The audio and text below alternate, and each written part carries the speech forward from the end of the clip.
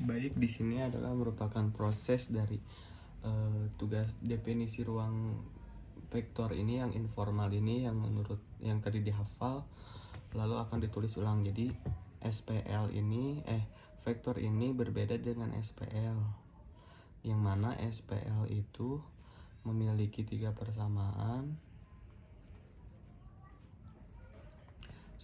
persamaan gitu. Sedangkan vektor memiliki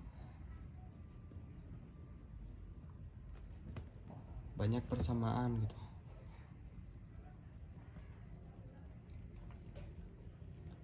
Nah, si vektor ini apa sih gitu? Nah, di dalam vektor ini terdapat data gitu ya. Data ini merupakan suatu objek gitu. Suatu objek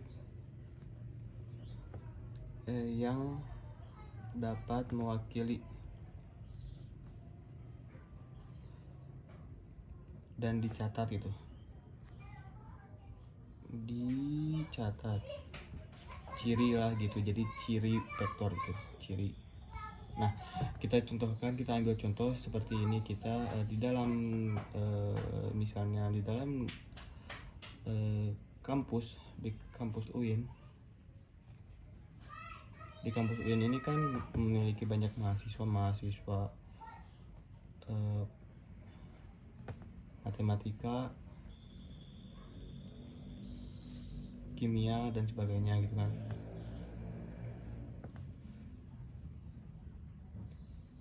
Nah, apa sih yang mencirikan dari mahasiswa matematika misalnya teh?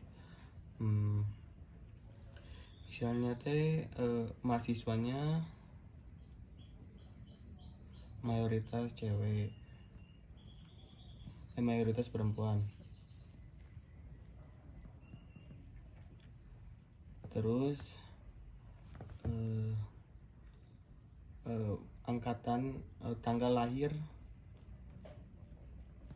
lahirnya umumnya pada tahun 2002 misalnya. Nah, seperti itu. Jadi kita bisa simpulkan bahwasannya vektor ini yang dapat mewakili gitu. Dapat mewakili dari suatu objek tertentu gitu.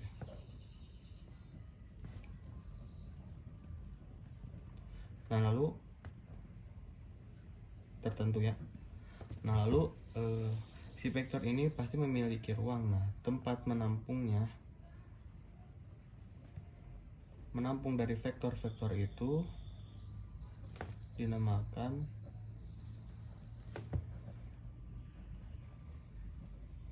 ruang gitu. Nah, ruang ini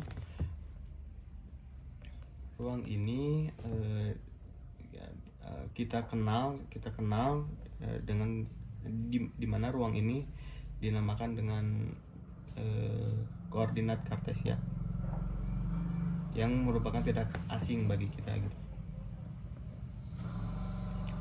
Nah, contohnya seperti ini, misalnya ada ini koordinat kartesianya, ini vektornya. Nah, jadi vektor juga, jadi pengertian lain dari vektor juga yaitu memiliki besaran dan arah.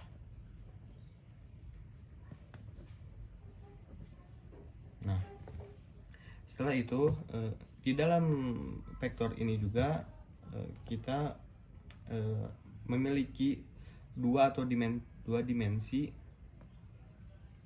atau 3 dimensi saja. Di dalam gambar gitu ya, di dalam koordinat kartesia tadi.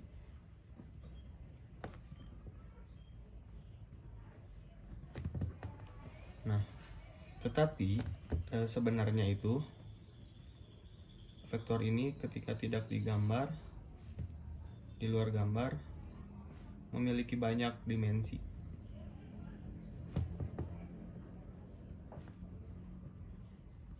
Nah, dalam vektor ini memiliki dua operasi gitu ya. Yang pertama itu penjumlahan.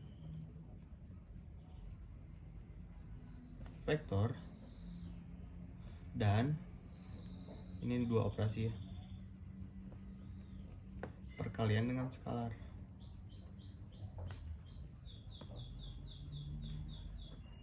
Yang mana dua-duanya dari ini tersebut merupakan hal penting gitu. Hal penting di vektor. Lalu untuk selanjutnya, karena 2 dimensi dan 3 dimensi tersebut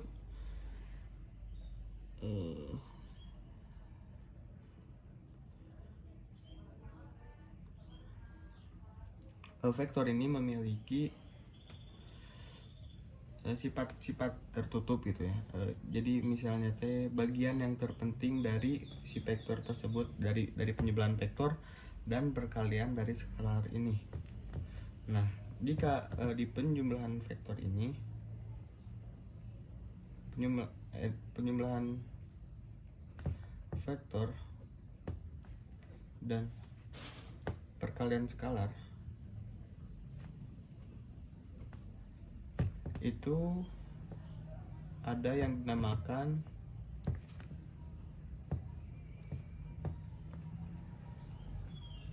sifat tertutup itu.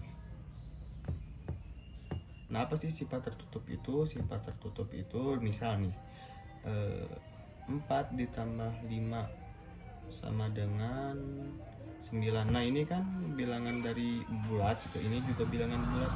Nah, hasilnya menjadi bilangan bulat sehingga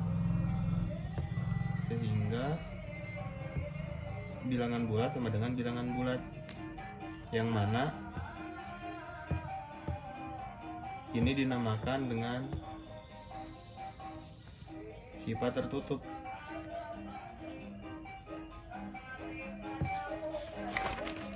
Nah, untuk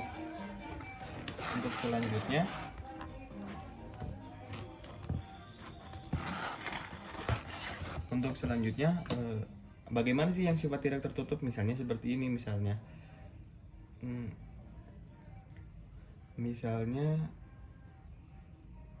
4 ditambah 5 gitu ya. 5 sama dengan bukan seperti ini. Misalnya integer menghasilkan bilangan real misalnya. Nah, ini kan jadi tidak sama ya, yang asalnya integer bilangan bulat menjadi bilangan real. Hal ini dinamakan sifat tidak tertutup.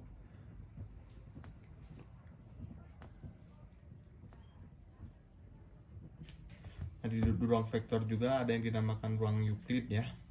Nah, terus di vektor juga ada yang dinamakan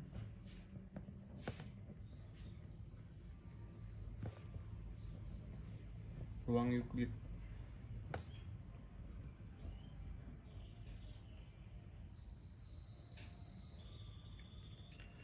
Nah, lalu di dalam operasi tadi tersebut, operasi vektor ini memiliki 8 syarat,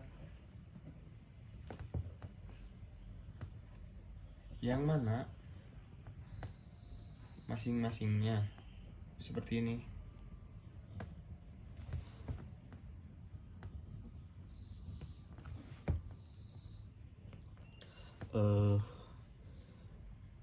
Yang pertama itu kan penjumlahan vektor gitu ya.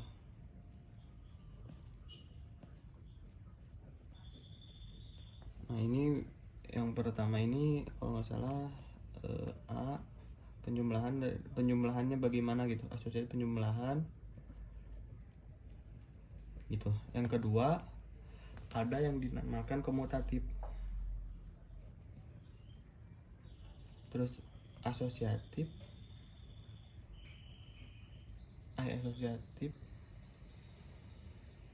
unsur 0.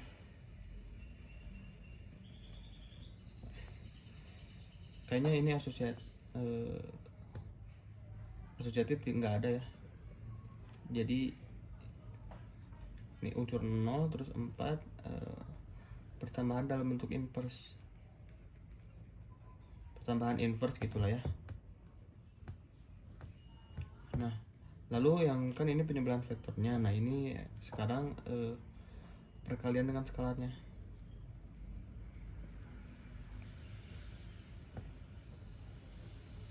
Yang mana distribusi perkalian skalar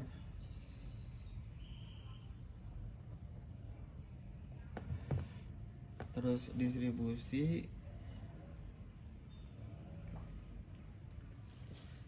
apa ya,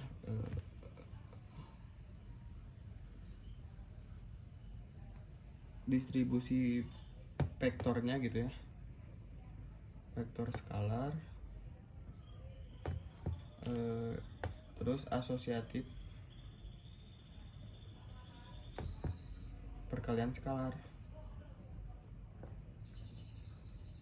Lalu yang terakhir ini adalah perkalian dengan satu.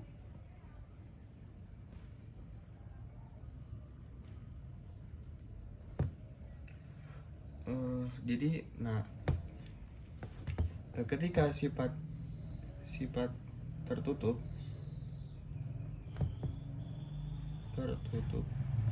hal yang harus dilakukan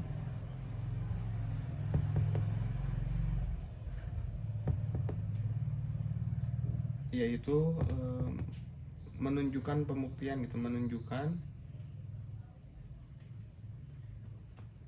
syarat-syarat di atas itu.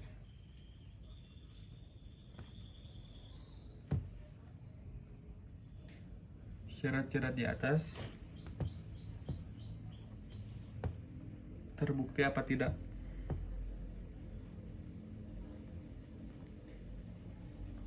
Nah,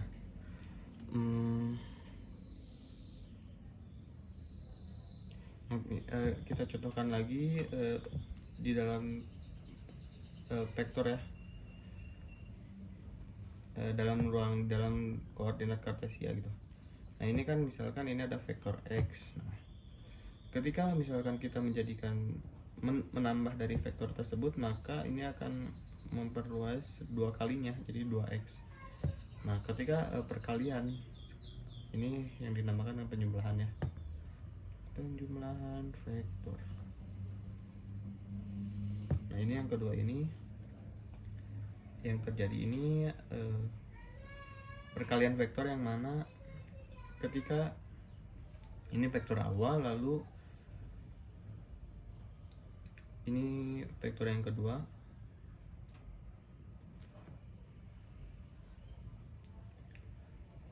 Jadi berlawanan arah dan si tandanya pun jadi negatif gitu, negatif dari vektor itu sendiri. Ini yang dinamakan perkalian vektor. Ya, itu tergantung ketika misalkan berbeda dari tanda operasi tersebut, maka si gambar pun tersebut akan kebalikannya gitu ya. Cukup sekian dari hafalan saya. Mohon maaf bila ada kesalahan perkataan.